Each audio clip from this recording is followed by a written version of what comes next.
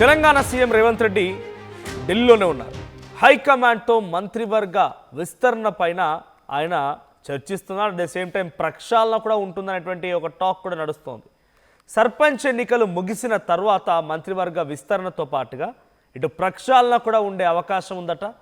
మంత్రులు కొండా సురేఖ, పొన్నం ప్రభాకర్ని తొలగించే అవకాశం కూడా ఉన్నట్టుగా ఒక పెద్ద ఎత్తున చర్చ జరుగుతోంది. ఇక పిసిసి అధ్యక్షుడు మహేష్ కుమార్ గౌడ్ని క్యాబినెట్లోకి తీసుకుంటారనే ప్రచారం కూడా ఉంది.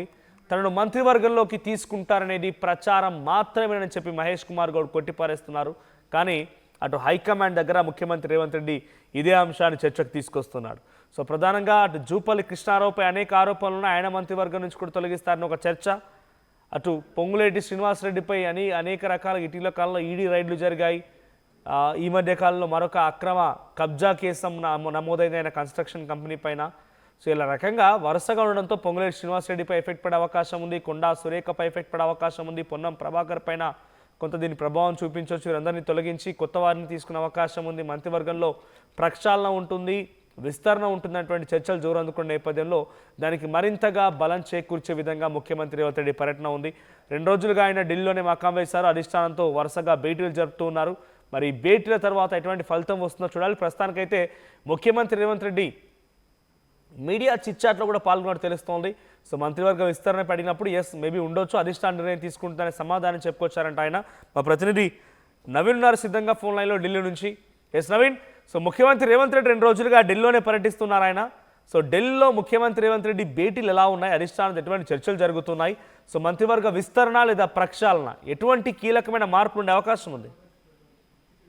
మన సీఎం రేవంత్ రెడ్డి 2 రోజుల పాటు ఢిల్లీలో ఉండడం జరిగింది. ముఖ్యంగా రాష్ట్రం సంబంధించినటువంటి అంశాలపై ఢిల్లీ పెద్దలతో కూడా చర్చిస్తున్నట్టు కూడా తెలుస్తుంది. అయితే నిన్న ఢిల్లీలో జరిగినటువంటి ఆ కార్యక్రమానికి కూడా సీఎం రేవంత్ రెడ్డి కూడా పాల్గొనడం జరిగింది. ముఖ్యంగా ఈ రోజు కొంతమంది ఏఐసిసి పెద్దలతో కూడా ఇండైరెక్ట్ గా కొంత ఫోన్ లో కూడా మాట్లాడినట్టు కూడా మనకి సమాచారం అందుతుంది. ఎందుకంటే ఈ కేబినెట్ సంబంధించినటువంటి ఎక్స్పాన్షన్ సంబంధించినటువంటి అంశాలపైనే ఢిల్లీ పెద్దలతో కూడా రేవంత్ రెడ్డి మాట్లాడిన కూడా తెలుస్తుంది. ముఖ్యంగా కేబినెట్ లో 3-4కి కొత్త వారికి అవకాశం ఇచ్చేటువంటి విధంగా రేవంత్ రెడ్డి ఫోకస్ కూడా పెట్టినట్టు కూడా తెలుస్తుంది. ఎందుకంటే నిన్న టీపీసీసీ చీఫ్ మహేష్ గారు చర్చ చేసినటువంటి సమయంలో కేబినెట్ ఎక్స్పాన్షన్ ఉండొచ్చు, కొంతమంది దూకుడు కూడా ఎక్కువగా అయిపోయిందని చెప్పేసి కూడా స్వయంగా మహేష్ గారు కూడా చెప్పడం జరిగింది. తాను మంత్రివర్గం సంబంధించినటువంటి అంశాలపై కూడా వారు ప్రస్తావించారు. తన పేరు వినిపిస్తుంది కానీ నాకు అటువంటి మంత్రి పదవి నాకు ఇష్టం లేదనే విధంగా కూడా మహేష్ గౌడ్ మీడియాతో చర్చలు చేసినటువంటి సమయంలో కూడా ఈ అంశాన్ని ప్రస్తావించడం జరిగింది. కానీ ఇటీవల కాలంలోనే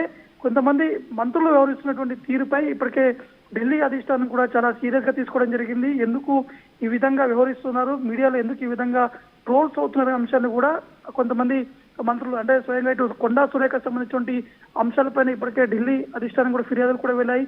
దాంతో పాటు పొన్నం ప్రభాకర్ అంశాలపై కూడా ఢిల్లీ అధిష్టానం కొంత సీరియస్ గా ఉన్నట్టు కూడా తెలుస్తుంది. ఎందుకంటే నిన్న స్వయంగా మహేష్ గారు కూడా మనోనికి ఎక్కువగా దూకుడు పెరిగిందని చెప్పేసి కూడా స్వయంగా మహేష్ గౌడే ఈ అంశాన్ని కూడా ప్రస్తావించడం జరిగింది. కాబట్టి పొన్నం ప్రభాకర్ పేరు కూడా ఈ లిస్ట్ లో ఉన్నట్టు కూడా తెలుస్తుంది. మరోవైపు జీవపల్లి సంబంధించినటువంటి ఆ పేరు కూడా ప్రస్తావన కూడా వస్తున్నటువంటి పరిస్థితి నెలకొంది. మరోవైపు పొంగులేటి శ్రీనివాస్ సంబంధించినటువంటి పేరు అంటే ఈ 4 పేరు కీలకంగా ఢిల్లీ అధిష్టానం కూడా ఫోకస్ కూడా పెట్టినట్టు కూడా తెలుస్తుంది. ఒకవేళ వీరిని క్యాబినెట్ నుంచి తొలగిస్తారో లేకపోతే క్యాబినెట్ ఉన్నటువంటి ఈ శాఖల్ని మారుస్తారు అనేది కూడా చూడాల్సి ఉంటుంది. ఎందుకంటే ఒకవైపు కొత్త వారికి అవకాశాలు ఇవ్వాలని చెప్పేసి ఢిల్లీ అధిష్టానం కూడా మొదటి నుంచి రేవంత్ రెడ్డి కూడా చెప్పడం జరిగింది. ఎందుకంటే ఇప్పుడున్నటువంటి వారు కావచ్చు ఎక్కువగా యూత్ కి ఈ యొక్క అవకాశం కూడా కల్పించాలని చెప్పేసి కాంగ్రెస్ అధిష్టానం రేవంత్ రెడ్డి కూడా చెప్పడం జరిగింది. కాబట్టి ఇప్పుడున్నటువంటి పరిస్థితుల్లో మనకున్నటువంటి సమాచారం ప్రకారం ఇద్దరు పైనే ఎక్కువగా ఫోకస్ ఉన్నట్టు కూడా తెలుస్తుంది. ఒకటి పొన్నం ప్రభాకర్ తో పాటు కొండా సురేఖని క్యాబినెట్ నుంచి కూడా తొలగించి కొత్త వారికి అవకాశం ఇచ్చేటట్టు ఉన్నట్టు కూడా తెలుస్తుంది మనోజ్. రైట్, అంటే అధిష్టానంతో ఇటువంటి చర్చలు జరుగుతున్నాయా? అంటే వీళ్ళకి సంబంధించి ఎటువంటి విధంగా ర్యాంకింగ్స్ వేస్తున్నారు? అంటే వీళ్ళపై ప్రభావం పడుతుంది అనేటువంటి చర్చ జరిగినప్పుడు కొండా సురేఖ పేరు కానివ్వండి, అటు పొన్నం ప్రభాకర్, లేదంటే జూపల్లి కృష్ణారావు, రకరకాల పేర్లు తెర మీదకి వస్తున్నాయి. సో వీళ్ళపై ఎటువంటి విధంగా అధిష్టానం డిసైడ్ అవుతుంది? అంటే వీళ్ళకు ఎందుకు వీళ్ళని తొలగించాలనుకుంటున్నారు, వీళ్ళు చేసిన తప్పిదాలు ఏంటనేది కూడా ఒక నిర్ధారణకు వస్తున్నారా, ఒక అంచనాకు వస్తున్నారా? ఖచ్చితంగా అంటే ఆల్రెడీ ఢిల్లీ అధిష్టానం అంటే కాంగ్రెస్ పెద్దలకి తెలంగాణ నుంచి కూడా కొంత కమిటీ కూడా ఉండడం జరిగింది. ఆ కమిటీ ఈ మంత్రులు వ్యవహరిస్తున్నటువంటి తీరు కావచ్చు, వారికి సంబంధించినటువంటి ర్యాంకింగ్స్ కూడా ఢిల్లీ అధిష్టానం కూడా వారు పంపించడం జరిగింది. ఆల్రెడీ అధిష్టానం కూడా ఇటీవలనే పొంగులేటి శ్రీనివాస్ రెడ్డి ఢిల్లీకి వచ్చినటువంటి సమయంలో స్వయంగా ఖర్గే మందలించారు. ఎందుకు ఈ విధంగా వ్యవహరిస్తున్నారు అనేది కొంచెం తగ్గించుకోవాలని చెప్పేసి కూడా స్వయంగా ఖర్గే పొంగులేటి శ్రీనివాసరెడ్డి కూడా హెచ్చరించినటువంటి సిచ్యువేషన్ నెలకొంది. కానీ ఇప్పుడు ఇటు కొండా సురేఖ సంబంధించినటువంటి ఈ విషయం చూసుకుంటే ప్రభుత్వంలో ఉన్నటువంటి ఇంటర్నల్ అంశాలు ఏ విధంగా బయటికి వెళ్తున్నాయి, మీడియా ముందు ఎందుకు ఇంత న్యూసెన్స్ చేస్తున్నారు అనేది కూడా కొండా సురేఖ అంశాలు కూడా ఇటు అధిష్టానం కూడా గమనించడం జరిగింది. ఎందుకంటే ఇటీవల కాలంలోనే ఇటు కొండా సురేఖ వర్సెస్ పొంగులేటి వివాదం కూడా జరిగింది. ఎందుకంటే మేడారం సంబంధించినటువంటి ఆ టెండర్ విషయంలో, కానీ అది ప్రభుత్వం లోపల ఉన్నటువంటి అంశాలు ఏ విధంగా మీడియా ముందుకు వెళ్తున్నాయి, ఎందుకు ఈ విధంగా లీక్ చేస్తున్నారు అనేది అధిష్టానం కూడా కొండా సురేఖని మందలించినటువంటి పరిస్థితి నెలకొంది. కనుక పొన్నం ప్రభాకర్ సంబంధించిన విషయాన్ని చూసుకుంటే Ponnam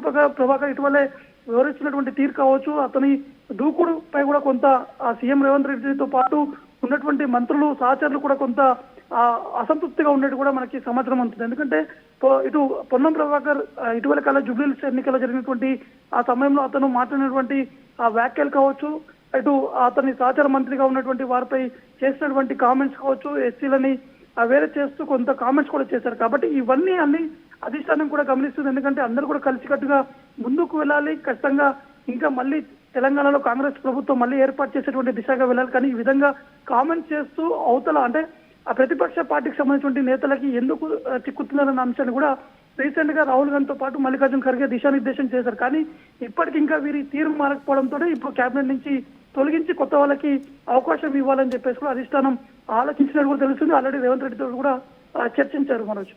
right, thank you Naveen. So మొత్తంగా 2 రోజులుగా ముఖ్యమంత్రి రేవంత్ రెడ్డి అటు ఢిల్లీలోనే పర్యటిస్తూ ఉన్నారు. సో ఈ నేపథ్యంలో అధిష్టానంతో చర్చలు కూడా జరుగుతున్నాయి. మంత్రివర్గ విస్తరణ అంటే సర్పంచ్ ఎన్నికలు రేపటితో చివరి విడతాయి, క్లోజ్. ఆ తర్వాత మంత్రివర్గ విస్తరణ లేదంటే అటు ప్రక్షాళన కూడా ఉంటుందనే చర్చలు జరుగుతున్నాయి. ఈ నేపథ్యంలోనే అధిష్టానంతో ఎప్పటికప్పుడు చర్చలు జరుపుతున్నారు. దీంట్లో పొన్నం ప్రభాకర్ అండ్ కొండా సురేఖ పైన ప్రధానంగా వెయిట్ పడే అవకాశం ఉన్నట్టుగా చర్చ జరుగుతోంది. అటు మహేష్ కుమార్ గౌడ్ని మంత్రివర్గంలోకి తీసుకుంటారనే టాక్ నడుస్తోంది. సో ప్రజెంట్ ఖాళీగా ఉన్న స్థానాలు రెండింటిని ఫుల్ఫిల్ చేస్తూ ఇప్పుడున్నటువంటి మంత్రివర్గంలో చాలామందిని ప్రక్షాళన చేసే కూడా అవకాశం ఉంది. సుమారుగా 2 నుంచి 3 మంత్రుల వరకు ప్రక్షాళనలో భాగంగా వారి యొక్క అర్హతలు, వారికి ఉన్న ర్యాంకింగ్స్, వారికి వేసిన మార్కులకు తదనుగుణంగా వాళ్ళని తొలగించే అవకాశం కూడా కనబడుతోంది.